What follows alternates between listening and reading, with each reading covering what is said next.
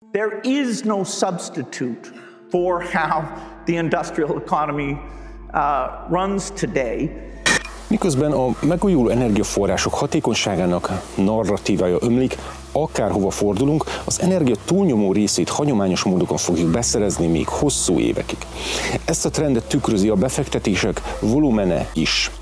Ha követted az elmúlt hetekben publikált anyagokat a szkeptikus kerekasztalon, akkor minden bizonnyal benned sincs kétség afelől, hogy a klímamozgalom nem környezetvédelemről, hanem a fogyasztás és termelés irányításáról szól. A zöld álom kergetésében multimilliárdos piacok nyílnak befektetők számára, és olyan ideológiai alapon kifundált szabályozási formák terjednek el, mint a karbonadó, társadalmi pontrendszer, kínai mintára és az ESG a vállalatok számára, amik mind az ember okozta éghajlatváltozás hamis narratívájára hivatkoznak. Ráadásul az összeomlóban lévő világgazdaság közepette, amikor az inflációs mutatók és államok adósságai szintén rekordokat döntenek, energiaszolgáltatók rekordprofitra tesznek szert. A magyar kormány pedig mindeközben látszólag szembemegy a nyugati neoliberális hullámmal, és egy érdekes döntést hoz, ugyanis a napenergia-visszatáplálását megtiltja a kormány. Bár Gulyás Gergely azt nyilatkozta, hogy azért állítják le ideiglenesen a napelemes visszatáplálást, mert a hálózat nem képes ennyi fölös energiát felvenni, mint amennyit a napelemekkel visszatöltenek a felhasználók, és a rendszer nem bírja a terhelést. Azért a jelenséget nehéz ennyivel letudni. Több furcsasága is van az ügynek ugyanis. Kis Ernő, a Magyar Napelemes és Napkollektor Szövetség elnöke szerint a napelemek engedélyeztetésének gyorsítása eddig kormányzati törekvés volt. Az Indexnek azt nyilatkozta, hogy bizonyos lobby érdekek küzdenek egymás ellen az energetikai szektorban, ez tegnap újabb mérföldkőhöz érkezett. Tavaly éveleje óta nem lehet kereskedelmi célú erőművet fejleszteni Magyarországon. Az ipari és kereskedelmi szereplőket korábban korlátozták, így ők már 2 éve nem táplálhatnak vissza energiát. És valóban 2020-ban Közép-Európában az egyik első országként a magyar kormány törvénybe foglalta a szén-dioxid semlegesség 2050-re vonatkozó célját, és a következő évben hosszú távú nemzeti fejlesztési stratégiát terjesztett elő a megújuló energiákra. Céljuk volt, hogy 2030-ra villamosenergia termelés 90%-a alacsony szén-dioxid kibocsátású forrásokból származzon. A mostani döntés annyiban jó a háztartásoknak, hogy nem szükséges bejelentés és önellátó akkumulátoros rendszerekként működhetnek, viszont megtérülésre nem érdemes számítani, mivel egy akkumulátor körülbelül mindössze 10 évig használható.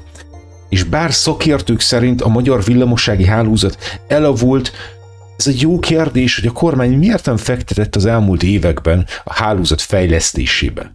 És most jön a gázos rész. Miért lehet mindez? Hát ezen a ponton csak találgatni tudunk, minden esetre elég érdekes jelenség, és köze lehet ahhoz, amit az Index cikk végén írnak.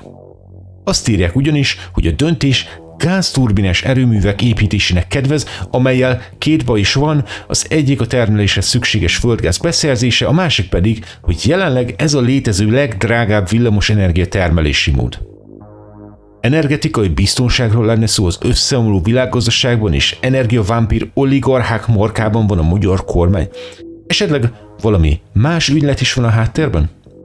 Milyen megállapodás született köztük pontosan, ami esetleg a napenergia felhasználást befolyásolja?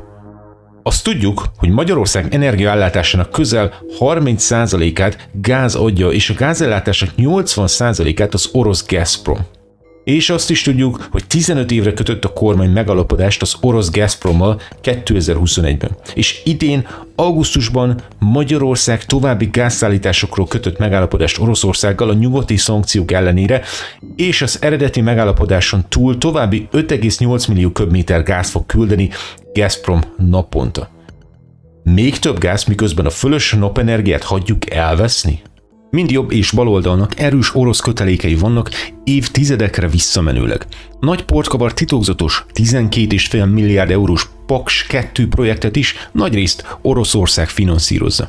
A gázára vonatkozó kedvezményt a tavaly nyáron aláírt hosszú távú gázszerződés alapján biztosították az oroszok, amelynek semmi köze sem a háborúhoz, sem a szankciókhoz. Az orosz állami Gazprom egyébként 10 milliárd dollárnyi osztalékot ad a Kremlnek. A Kreml tulajdonában van a Gazprom fele, amely 2022 első félévében rekord nettó nyerességet ért el. Vezetői között a régi rendszer maffiózói viaskodnak. Ahogy a világ összes részén, úgy Oroszországban is a gáz- és olajbiznisz az oligarcha maffiák biznisze.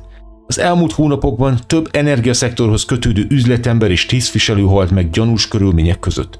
Fejlövés, akasztás, magaspól való zuhanás és egyéb gyanús körülményekre gondoljunk. Egyes források szerint a háború által szankcionált üzletemberekre óriási nyomás helyeződik, különösen Gazprom táján, és ez öngyilkosságok, de akár leszámolások sorozatát is jelenti. Oroszország elleni nyugati szankciók következtében idén áprilisára 18 oligarcha perget ki a Forbes milliárdosok listájáról. Putyin emberei hogyan vette vissza Oroszországot a KGB majd a Nyugatot című könyvében Catherine Belton rámutat az oligarchák új kasztjára, akik mindannyian Putyin KGB-hez kötődő szoros ismerősei. De ha már energiaháborúk és merényletek a téma, nem szabad kizárni az európai piacokhoz kapcsolódó amerikai és ázsiai piacokhoz kapcsolódó kínai érdekeltségeket sem. És hogy micsoda aljas biznisz az energiaszektor, arra mutatnék egy példát egy fejlett piacról, ahol a zöld energiapolitikák élen járnak, nem máshonnan, mint Kaliforniából. Well, greenwashing in the electricity industry is where you take a dirty product, a dirty energy product, and you apply a little bit of magic, sleight of hand, little smoke and mirrors, and the consumer feels like, hey, wow, you know, I got something that's green and I'm feeling good about myself, and I spent a little bit of money on this, and it was a little bit more than I thought, but it's green, it's saving the planet, and you know, great. In reality, you aren't getting what you think you got. You're getting dirty power.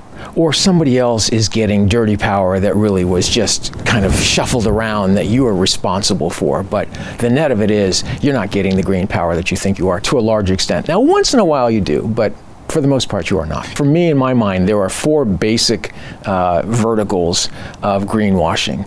The first involves renewable energy. The first two involve renewable energy. And renewable energy is any energy in California that's typically it's wind, solar, geothermal, biomass, biogas, small hydro, anything less than 30 megawatts. And those are all categorized as renewable.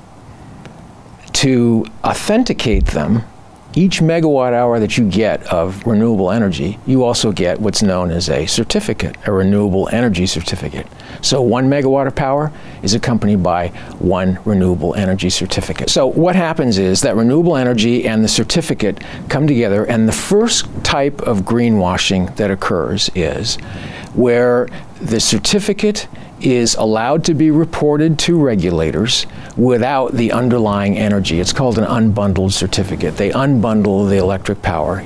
It's allowed. It's just the way it is. So you have a certificate that's a standalone that goes to the consumer's energy portfolio, and then because you can't run your toaster on a certificate, they buy the energy company that's selling you this stuff goes out and buys just brown power, and they deliver that brown power under the certificate. So you buy a certificate of somebody that has solar, and then you get the coal or whatever type power you have. Exactly. And you put them together exactly and make it green. Exactly right. And that's allowed. That's legal in California. It's about 3% of the portfolio, energy portfolio, that's allowed to be treated that way. So that's the first of these four. The second of the four greenwashings really involves, to the largest extent, solar power.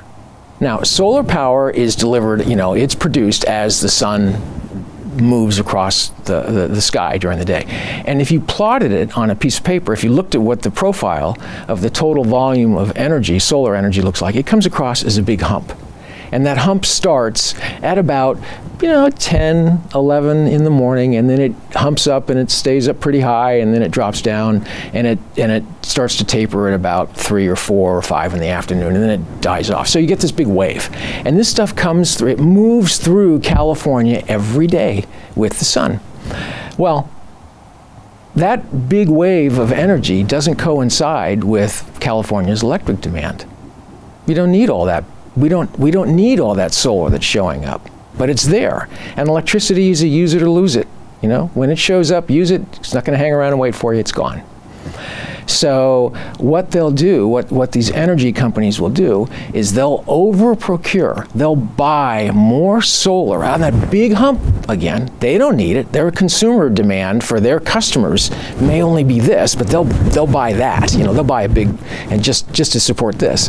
So they'll over-procure. They'll over-purchase. And then they sell off. Again, they only need this much solar, but they'll buy that much solar. So that difference here, they'll sell that off. They'll sell off the electrons. There's a market for that. To other states or other people? Or could be somebody else in California who needs the power. We don't know what the circumstances are. Typically not in California because the solar shows up and it's not needed. But often out of state. But that energy company will retain the certificates. So they keep the certificates for the solar on the amount that they sell off. Correct. And then what do they do with it? Well, they keep the certificates. They sell off that power. Then they go into another market and they just buy brown power. It's inexpensive.